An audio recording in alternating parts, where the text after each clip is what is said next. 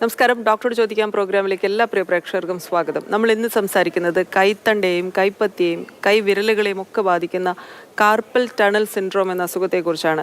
കൈവേദനയും തരിപ്പും ഒക്കെ തന്നെയാണ് ഇതിൻ്റെ ലക്ഷണങ്ങൾ. ഇതിനെക്കുറിച്ച് വിശദമായി സംസാരിക്കാനും ആയുർവേദ വിധി പ്രകാരമുള്ള ചികിത്സകൾ നിർദ്ദേശിക്കാനും നമുക്കൊപ്പമുള്ളത് കണ്ടംകുളത്തി ഗ്രൂപ്പ് ഓഫ് ആയുർവേദിക് ഹോസ്പിറ്റൽസിലെ ചീഫ് ഫിസിഷ്യൻ ഡോക്ടർ റോസ്മേരി വിൽസനും assistant chief physician doctor Maria പത്രോസുമാണ്. രണ്ട് ഡോക്ടർമാർക്കും പ്രോഗ്രാമിലേക്ക് സ്വാഗതം. ഡോക്ടർ റോസ്മേരി മാം, ഇപ്പോൾ സൂചിപ്പിച്ചതുപോലെ കാർപ്പൽ ടണൽ സിൻഡ്രോം ഉള്ള ആളുകളെ സംബന്ധിച്ചിടത്തോളം കൈക്ക് തരിപ്പും വേദനയും അവരുടെ ജീവിതത്തിലെ ദൈനംദിന ജീവിതത്തിന് വളരെയധികം ബുദ്ധിമുട്ടുണ്ടാക്കുന്ന ഒരു അസുഖമാണിത്. ഉറങ്ങാൻ പോലും ബുദ്ധിമുട്ടാണ് പല ആളുകളെ സംബന്ധിച്ചിടത്തോളം. എന്താണ് ഈ അസുഖം, എന്തൊക്കെയാണ് ഈ അസുഖത്തിന്റെ കാരണങ്ങൾ എന്ന് പറഞ്ഞുകൊണ്ട് നമുക്ക് തുടങ്ങാം. കാർപ്പൽ ടണൽ സിൻഡ്രോം എന്ന് പറയുന്ന രോഗാവസ്ഥയിൽ ഈ പറഞ്ഞതുപോലെ മണിബന്ധം എന്ന് പറയുന്നത് നമ്മുടെ റിസ്റ്റ് ജോയിന്റിനെ ആശ്രയിച്ച് ദുഷ്ടി ഉണ്ടായിട്ട് വാതാനുബന്ധമായിട്ട് വരുന്ന ഒരു രോഗാവസ്ഥയാണ്. ആയുർവേദ്യമായിട്ട് ഇതിനെ വിശ്വാജി എന്നാണ് സൂചിപ്പിക്കുക.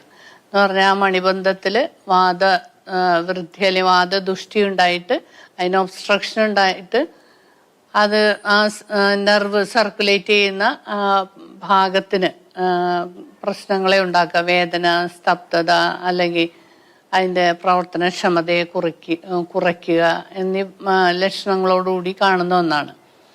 ഈ കാർപ്പൽ ടണൽ സിൻഡ്രോം എന്ന് പറഞ്ഞ് പല ഏജ് ഗ്രൂപ്പുകാർ നമ്മുടെ അടുത്ത് എത്താറുണ്ട്.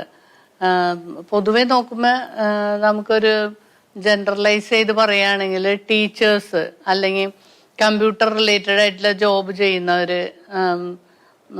അതുപോലെ ബ്യൂട്ടീഷ്യന്മാർ, ഓഫീസ് ജോബുകൾ കമ്പ്യൂട്ടറിൽ വർക്ക് ചെയ്യുന്ന ആൾക്കാർ നമ്മുടെ ഈ റിസ്റ്റ് ജോയിന്റ് കൂടുതലായിട്ട് സ്ട്രെയിൻഡ് ആവുകയും അതുപോലെ ആ മീഡിയൽ നെർവിന് റിപ്പീറ്റഡ് ആയിട്ട് ഇങ്ങനെ ക്ഷതമേൽക്കുക, അങ്ങനെ വരുന്ന ഒരവസ്ഥയിൽ അവിടെ നീർക്കെട്ട് വന്നിട്ട് അത് കടന്നു പോകുന്ന ആ പാത്വേയിൽ ഒരു ഇൻഫ്ലമേറ്ററി ചേഞ്ചസ് വന്നിട്ട് ഒരു മൈൽഡ് ആയിട്ടുള്ള ഒബ്സ്ട്രക്ഷൻ അല്ലെങ്കിൽ തടസ്സത്തെ ഉണ്ടാക്കിയിട്ട് വരുന്ന ഒരു രോഗാവസ്ഥയാണ്.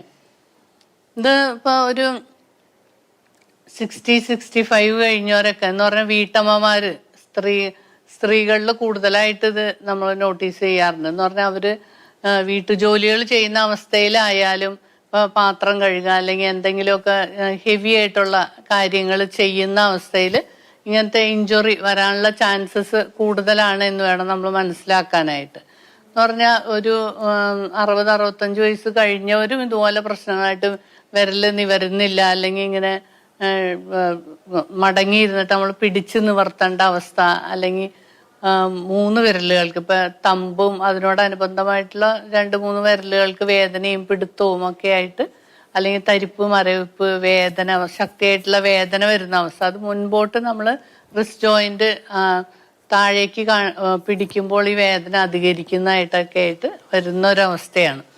അപ്പൊ ഇതെന്ന് പറഞ്ഞാൽ ഒരു കൂടി നിൽക്കുന്ന അവസ്ഥയിൽ പലപ്പോഴും ഒരു ഓപ്പറേറ്റീവ് കേസായിട്ട് സർജിക്കൽ എയ്ഡിലേക്ക് പോകുന്നവരുണ്ട്. പക്ഷെ വീണ്ടും ഇത്തരത്തിലുള്ള പ്രശ്നമായിട്ട് റിപ്പീറ്റഡ് ആയിട്ട് വരുന്ന ഒരു അവസ്ഥ നമുക്ക് കാണാനായിട്ട് സാധിക്കും. ഇവിടെ എന്ന് പറഞ്ഞാൽ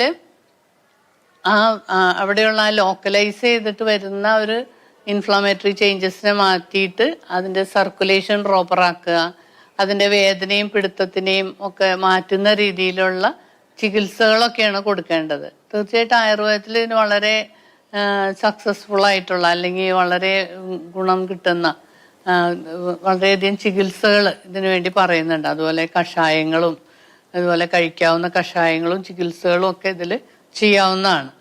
ഇത് കൊച്ചുകുട്ടികളിൽ അധികം കണ്ടിട്ടില്ല.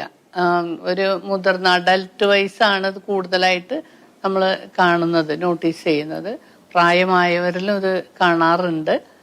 സ്ത്രീകളിൽ പ്രത്യേകിച്ച് കൂടുതലായിട്ട് ഇങ്ങനത്തെ പ്രശ്നങ്ങളായിട്ട് വരുന്നവരുണ്ട്. അതൊരു ഏജ് കഴിഞ്ഞിട്ടാണ് സ്ത്രീകളിൽ അങ്ങനത്തെ ഇതായിട്ട് വരുന്നത്. മറ്റേ വർക്കിംഗ് ആയിട്ടുള്ള IT ഫീൽഡിലൊക്കെ വർക്ക് ചെയ്യുന്നവർക്ക് ഇതുപോലെ ഈ കാർപ്പൽ ടണൽ സിൻഡ്രോം കറക്റ്റായിട്ട് നോട്ട് ചെയ്തിട്ട് വരുന്ന അവസ്ഥ, അത് റിപ്പീറ്റഡ് ആയിട്ട് ആ മീഡിയൽ നെർവിൽ വരുന്ന ഇഞ്ചുറി കൊണ്ടാണ് അത്തരത്തിലുള്ള നീർക്കെട്ടും തടസ്സങ്ങളും ഒക്കെ വരുന്നത്. വ്യക്തമാണ് മാം. ഇപ്പൊ നമ്മളുടെ കൈ ഉപയോഗിച്ചിട്ടാണ് ഇത് പലപ്പോഴും കൈക്ക് തന്നെ വരുന്ന ടെൻഡനൈറ്റിസും ഒക്കെ ആയിട്ട് കണക്റ്റഡ് ആയിട്ട് പറയാവുന്നതാണ്. ഇപ്പൊ ടീച്ചേഴ്സ് അങ്ങനെയുള്ള ജോബ് ചെയ്യുന്നവരിൽ നമ്മൾ റൈറ്റേഴ്സ് ഹാൻഡ് എന്ന് പറഞ്ഞിട്ടുള്ള അവസ്ഥയിൽ ഇതുപോലെയുള്ള നമ്മുടെ എൽബോ ജോയിന്റിൽ നിന്ന് റിസ്റ്റ് ജോയിന്റിലേക്ക് വരെ നീർക്കെട്ടും ഒക്കെ വരുന്ന ഒരവസ്ഥയുണ്ട്. അപ്പോൾ നമ്മൾ തുണിയൊക്കെ ഇങ്ങനെ പിഴിയുന്ന അവസ്ഥയിൽ ഭയങ്കരമായിട്ടുള്ള പിടുത്തവും വേദനയും ഒരു ജർക്കിങ് പോലത്തെ ഒരു അവസ്ഥയൊക്കെ ഉണ്ടാവുന്ന ഒരു ഇതുണ്ട്. അതും ഇതുപോലെ ചെറിയ രീതിയിലുള്ള നീർക്കെട്ട് വരുന്ന ഒരവസ്ഥയാണ്. അത് ഇത്തരത്തിലുള്ള ആയുർവേദ ചികിത്സ കൊണ്ട് നമുക്ക് കറക്റ്റ് ചെയ്യാൻ പറ്റുന്നതാണ്. ഇതൊക്കെ ഈ കാർപ്പൽ ടണൽ സിൻഡ്രോത്തിലും ഇതുപോലെയുള്ള വേദനകളും പിടുത്തവും കൈക്കുള്ള വേദനയും ഈ എൽബോ ജോയിന്റിൽ നിന്ന് അറ്റം വരെ വരുന്ന രീതിയിലുള്ള വേദനയും കാണാറുണ്ട്. ഈ ടെൻഡനൈറ്റീസിലും ഇത്തരത്തിലുള്ള പ്രശ്നം, ടെൻഡനൈറ്റീസ് ഇച്ചിരി കൂടി ഈസി ആയിട്ട് നമുക്ക് ചികിത്സിച്ച് മാറ്റാനായിട്ട് സാധിക്കും. പക്ഷേ ഈ കാർപ്പൽ ടണൽ സിൻഡ്രോത്തിന് പ്രോപ്പറായിട്ടുള്ള കിഴികളും ഉപനഹസ്വേദങ്ങളും ലോക്കലൈസ് ആയിട്ട് ചെയ്യുന്ന ധാരാപ്രയോഗങ്ങൾ കൊണ്ടൊക്കെ മാത്രമാണ് ഇതിനെ ചികിത്സിച്ച് മാറ്റാനായിട്ട് സാധിക്കുക. ഡോക്ടർ മരിയ, ഒരു പരിധി വരെ അല്ലെങ്കിൽ ഭൂരിഭാഗവും നമ്മുടെ കൈ ഉപയോഗിച്ചുള്ള പ്രവർത്തനങ്ങളുടെ ഭാഗമായിട്ട് വരുന്ന ഒരു അസുഖമാണിത്. ഇപ്പോൾ കൈ നമുക്കറിയാം, എന്ത് ജോലി ചെയ്യാനും നമ്മുടെ കൈ തന്നെ നമുക്ക് പ്രവർത്തിപ്പിച്ചേ പറ്റൂ. എത്തരത്തിലാണ് നമുക്ക് ഈ അസുഖം ഒന്ന് പ്രതിരോധിക്കാൻ സാധിക്കുക, അല്ലെങ്കിൽ അസുഖത്തിന് പ്രോഗ്രഷൻ കുറയ്ക്കാൻ എന്തെങ്കിലും ചെയ്യാൻ പറ്റും? കൈയിന് കൂടുതലും ആ സ്ട്രെയിൻ വരുന്ന ജോലികളുള്ളവർക്കാണ് കൂടുതലും ഇങ്ങനത്തെയുള്ള ബുദ്ധിമുട്ടുകൾ കാണപ്പെടുന്നത്.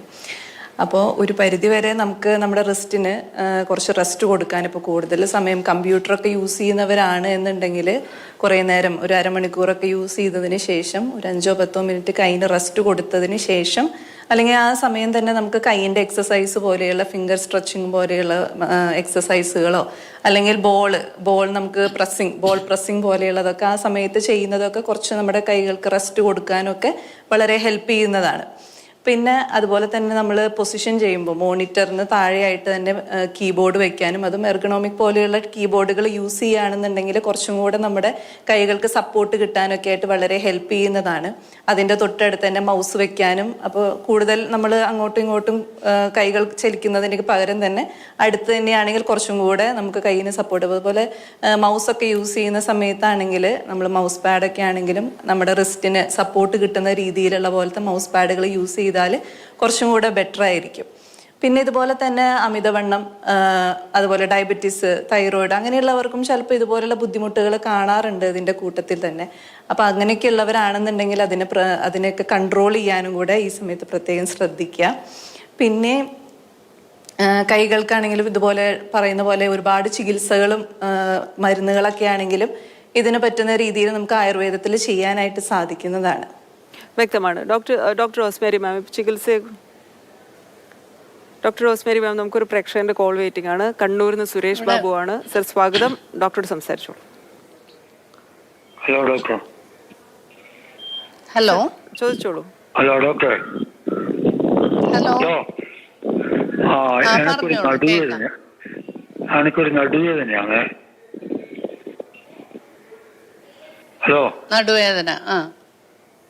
അപ്പൊ കുറച്ചു കാലം ഞാൻ കയ്യിലെല്ലാം ആയുർവേദ ഡോക്ടറെ കാണിച്ചിന്. ഹലോ. ആയുർവേദ ഡോക്ടറെ കാണിച്ചിട്ട് 2 തരം തൈലം മിക്സാക്കി പെരട്ടാൻ പറഞ്ഞു.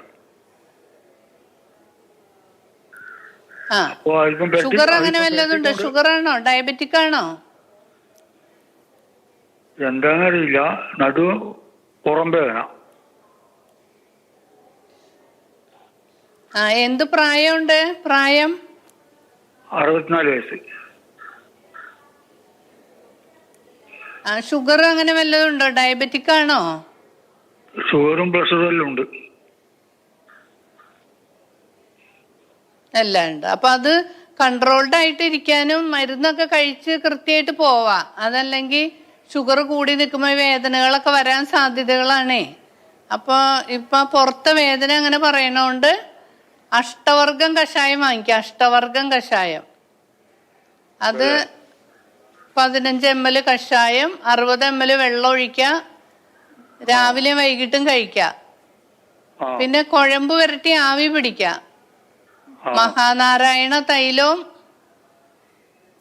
കൊട്ടൻ ചുക്കാതി കുഴമ്പും കൂടി വാങ്ങിക്കുക. അത് ചൂടാക്കിയിട്ട് കഴുത്തും പുറമൊക്കെ പുരട്ടി കുറച്ച് മുതിര വറുത്ത് പൊടിച്ചിട്ടേ ചൂടാക്കി പിടിക്കുക ആ വേദനയുള്ള സ്ഥലം.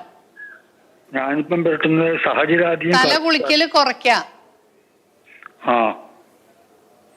മഹാനാരായണ തൈലവും കൊട്ടൻ ചുക്കാതി കുഴമ്പും അത് ചൂടാക്കി പുരട്ടി മുതിര വറുത്ത് പൊടിച്ചിട്ട് ഒന്ന് ചൂടാക്കി പിടിക്കുക വേദനയുള്ളടത്ത്. ആ തല കുളിക്കല് കുറയ്ക്കുക, അഷ്ടവർഗം കഷായവും കഴിക്കുക കേട്ടാ. ആ ഒരു 2-3 ആഴ്ച കഴിച്ചിട്ടൊന്ന് അറിയിച്ചോളൂ. വ്യക്തമായെന്ന് വിചാരിക്കുന്നു.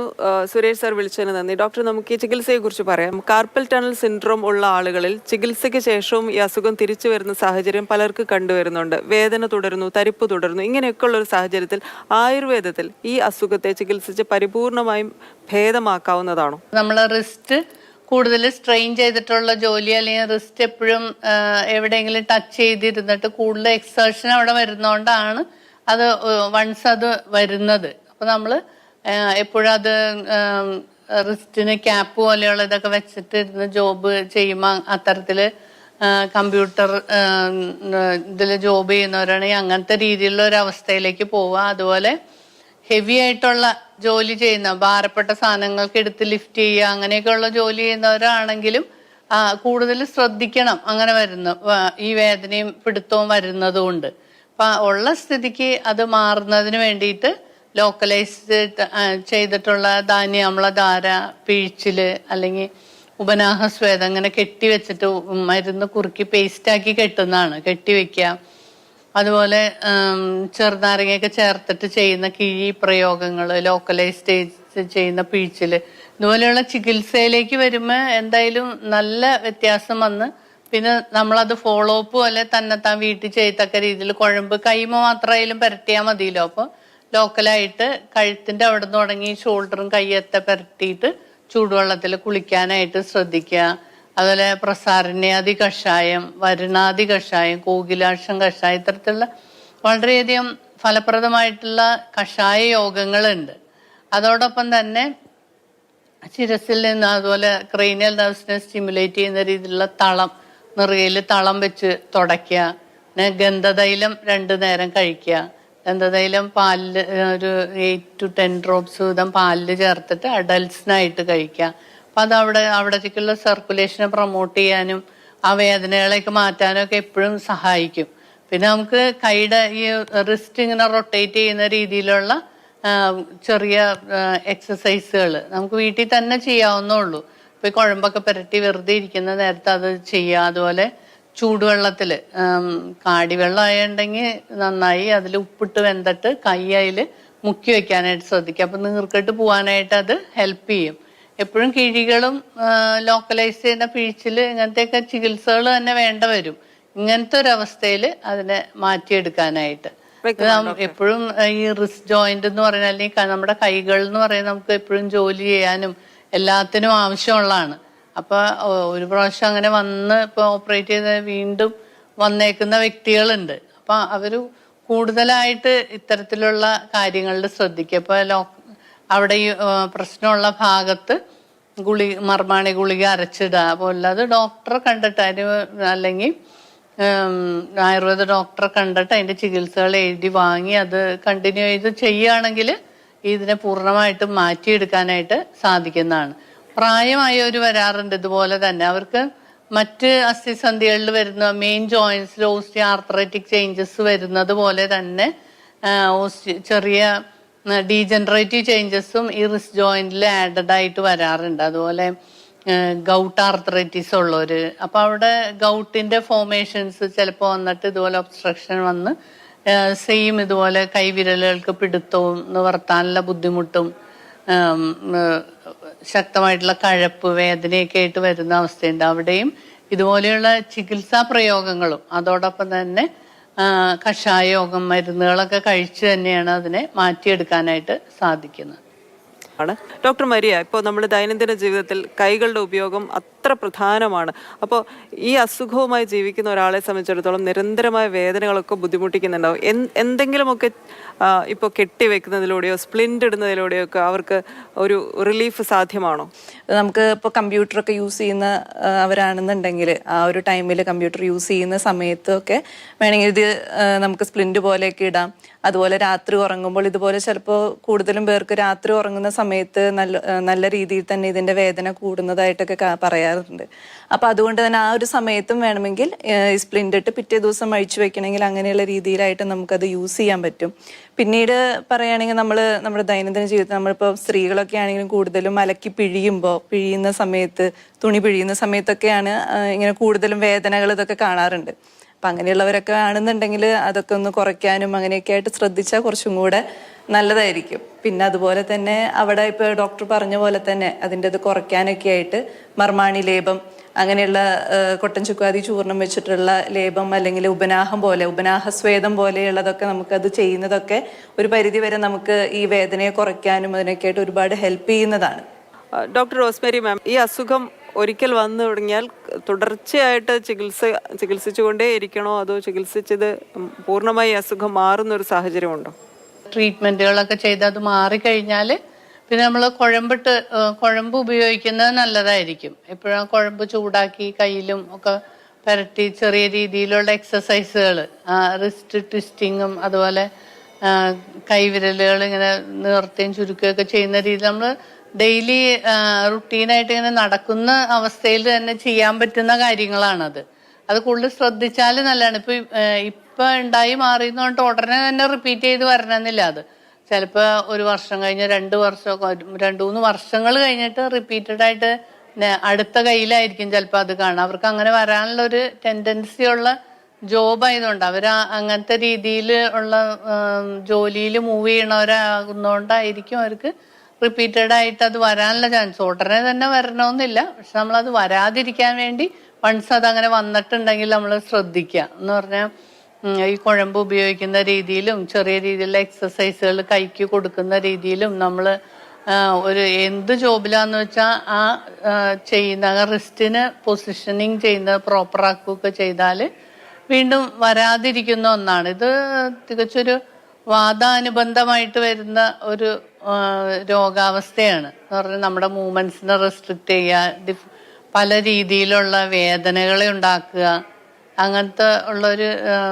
രോഗമായതുകൊണ്ട് തികച്ചും വാദപ്രധാനമായിട്ട് വരുന്നതാണ്. അപ്പോൾ വാദപ്രധാനമായിട്ട് പറയുന്ന ചികിത്സകളെല്ലാം തന്നെ ഇതിന് ഏറ്റവും ശ്രേഷ്ഠമായിട്ടുള്ള ഒന്നായിരിക്കും. ഇപ്പോൾ ലോക്കലൈസ് ചെയ്ത് ടിപ്പിക്കലായിട്ട് ഒരു പോർഷനിൽ മാത്രമാണ് നമുക്ക് ആ അവസ്ഥ വന്നതെങ്കിൽ കൂടി ശരീരത്തിന് ഫുൾ ബോഡി ആയിട്ട് ട്രീറ്റ്മെന്റ് എടുത്ത് വസ്തിപ്രയോഗങ്ങളെ കൊണ്ട് അതിന് ശരീരശുദ്ധി വരുത്തുകയൊക്കെ ചെയ്താൽ അതിന് വാദാനുലോമനം വരികയും വാദത്തിന് അതിൻ്റെ പ്രോപ്പറായിട്ടുള്ള ചാനലിൽ കൊണ്ടുവരാനൊക്കെ അത് ഹെൽപ്പ് ചെയ്യുന്ന ഒന്നാണ്. അപ്പം വാദരോഗങ്ങളിൽ പറയുന്ന ഒരു ചികിത്സ കൂടിയാണ് വസ്തി പ്രയോഗം എന്ന് പറയുന്നത്. അപ്പോൾ അങ്ങനെ ഒരു വാദത്തെ നിയന്ത്രിക്കുന്ന രീതിയിലുള്ള ചികിത്സ ഫുൾ ബോഡി ആയിട്ട് അങ്ങനെ കൊണ്ടുവരികയാണെങ്കിൽ അതിൻ്റെ ടെൻഡൻസി കുറയ്ക്കാനായിട്ട് ചാൻസസ് ആണ്. അതുപോലെ എപ്പോഴും ഈ വാദരോഗങ്ങൾ തണുപ്പിനോട് റിലേറ്റഡ് ആയിട്ടുള്ള കാര്യങ്ങൾ നിൽക്കുന്നവരിലും വാദപ്രകൃതക്കാരിലും അത് കൂടാനായിട്ടുള്ള സാധ്യതകളാണ്. അപ്പം നമ്മൾ അങ്ങനെയുള്ള ഒരു വാദപ്രകൃതമായിട്ടുള്ള ശരീരപ്രകൃതി ഉള്ളവരാണ്, അല്ലെങ്കിൽ തണുപ്പിലും ഒക്കെ പോകുമ്പോൾ വേദനയും പ്രയാസവും ഒക്കെ വരുന്ന വ്യക്തികളാണെങ്കിൽ അതിന് അത്തരത്തിലുള്ള സാഹചര്യങ്ങളിൽ നിന്ന് ഒഴിഞ്ഞു നിൽക്കാനായിട്ട് ശ്രദ്ധിക്കുന്നതല്ലായിരിക്കും. ഇതുപോലെയുള്ള വേദനകളും ഈ പിടുത്തമൊക്കെ വരാതിരിക്കാൻ വേണ്ടിയിട്ട്. ജോബ് റിലേറ്റഡ് ആവുമ്പോൾ പലപ്പോഴും ഇപ്പൊ കമ്പ്യൂട്ടറിൽ വർക്ക് ചെയ്യുന്നവരാകുമ്പോൾ അവർക്ക് അത്തരത്തിലുള്ള ഒരു സാഹചര്യമായിരിക്കും. എങ്കിൽ കൂടി നമുക്ക് സ്വന്തമായിട്ട് ഉളൻ ക്ലോത്ത്സ് ഉപയോഗിക്കുകയോ അങ്ങനെയൊക്കെ തണുപ്പ് അധികം അടിക്കാത്ത രീതിയിൽ മൂവ് ചെയ്യുന്നത് എപ്പോഴും നല്ലതായിരിക്കും. വ്യക്തമാണ് മാം. നമുക്ക് തിരുവനന്തപുരത്ത് നിന്ന് ആർദ്ര എന്ന പ്രേക്ഷകയുടെ കോളുണ്ട്. ആർദ്ര, സ്വാഗതം. ഡോക്ടറോട് സംസാരിച്ചോളൂ. ഡോക്ടർ, എൻ്റെ അമ്മയ്ക്ക് ഈ കൈയുടെ ഇതുപോലെ സർജറി കഴിഞ്ഞതായിരുന്നു, പക്ഷെ ഇപ്പൊ വീണ്ടും ഇതുപോലെ പെയിൻ വരുന്നുണ്ട് സിവിയർ ആയിട്ട്. അപ്പൊ അതെങ്ങനെയാ, ആയുർവേദത്തിൽ എന്തെങ്കിലും അത് മെയിൻറ്റെയിൻ ചെയ്ത് കൊണ്ടുപോകാൻ എന്തെങ്കിലും ട്രീറ്റ്മെന്റ് ഉണ്ടോ? അമ്മയ്ക്ക് എന്ത് പ്രായമുണ്ട്? 50 വയസ്സുണ്ട്. ഹലോ, 50 വയസ്സ്. സർജറി കഴിഞ്ഞിട്ട് എത്ര നാളായി? സർജറി കഴിഞ്ഞിട്ട് പടുത്ത് കഴിഞ്ഞാണോ അതോ? ഒരു 1.5 വർഷമായി. അത്രേ ആയിട്ടുള്ളൂ. അപ്പൊ അങ്ങനെ വേദനകൾ വരുന്നുണ്ടെങ്കിൽ ഇപ്പൊ നമുക്ക് കയ്യിൽ പുരട്ടാവുന്ന രീതിയിലേ പ്രസാരണ്യാദി തൈലം എന്ന് പറഞ്ഞൊരു തൈലം കിട്ടും. പ്രസാരണ്യാദി തൈലം, രസതൈലം, അത് 2 വാങ്ങിച്ചിട്ട് ചൂടാക്കിയിട്ട് കയ്യിൽ നന്നായി ചൂടാക്കി പുരട്ടിയിട്ട് ഒരു അരമണിക്കൂർ സോഫ്റ്റ് ആയിട്ട് നമ്മുടെ കൈ കൊണ്ട് തന്നെ സോഫ്റ്റ് ആയിട്ട് മസാജ് ചെയ്യുക. പിന്നെ എരിക്കല പറിച്ചെടുത്തിട്ട് അത് ഈ ഓയിലൊന്ന് പുരട്ടി ഒന്ന് വാട്ടിയിട്ട് കയ്യിലിങ്ങനെ അതുകൊണ്ട് തലോടുക. അത് അങ്ങനെ പൊട്ടിയൊക്കെ പോയി കഴിഞ്ഞ് കഴിയുമ്പോൾ അത് പിഴിഞ്ഞ് അതിൻ്റെ സ്വരസം കയ്യിലൊഴിച്ച് തേച്ച് പിടിപ്പിച്ചാലും നല്ലതായിരിക്കും. ഇങ്ങനെ കഷായമായിട്ട് ഇപ്പോൾ വേദന വരുന്നത് കൊണ്ട് കഷായമായിട്ട് കഴിക്കാനായിട്ട് പ്രസാരണ്യാദി കഷായം തന്നെ കഴിക്കുക. അത് ഒരു 15 ml ഒരു 60 ml തിളപ്പിച്ചാറി വെള്ളം ചേർക്കുക ഡൈല്യൂട്ട് ചെയ്യാൻ വേണ്ടിയിട്ട്. രാവിലെയും വൈകിട്ടും കഴിക്കുക. ഡയബറ്റിക്കോ ഒക്കെ ആണെങ്കിൽ അത് കൺട്രോൾ ആക്കാനായിട്ട് ശ്രദ്ധിക്കണം. കുഴപ്പങ്ങളൊന്നും ഇല്ലാത്ത ആളാണെങ്കിൽ ഇത് രണ്ടും ചെയ്താൽ മതിയാവും. കുഴമ്പ് ചൂടാക്കി എരിക്കൽ ചൂടാക്കിയിട്ട് പിടിക്കുക. ചൂടുവെള്ളത്തിൽ ഉപ്പും ഇട്ട ചൂടുവെള്ളത്തിൽ കൈ മുക്കി വയ്ക്കുകയോ അല്ലെങ്കിൽ തുണി മുക്കി ആവി പിടിക്കുകയോ ഒക്കെ ചെയ്യാം. ഈ കഷായവും കഴിക്കുക. ചൂടുവെള്ളത്തിൽ കുളിക്കാനായിട്ട് ശ്രദ്ധിക്കുക. 1 മാസക്കാലം ഇത് ഉപയോഗിക്കും. പിന്നെ കുഴമ്പ് ഇടയ്ക്ക് ഇട്ടാൽ മതി. വ്യക്തമാണ്. ആർദ്ര, വിളിച്ചതിന് നന്ദി. ഡോക്ടർ, നമുക്ക് സമയം അവസാനിക്കുകയാണ്. വളരെയധികം നന്ദി. വളരെ വിശദമായി നമ്മളോട് സംസാരിച്ചു. പ്രോഗ്രാം അവസാനിക്കുന്നു. വിളിച്ച എല്ലാ പ്രേക്ഷകർക്കും നന്ദി. ഇനി ഒരു ഇടവേളയാണ്. ഇടവേളയ്ക്ക് ശേഷം വാർത്തകൾ തുടരും. നമസ്കാരം.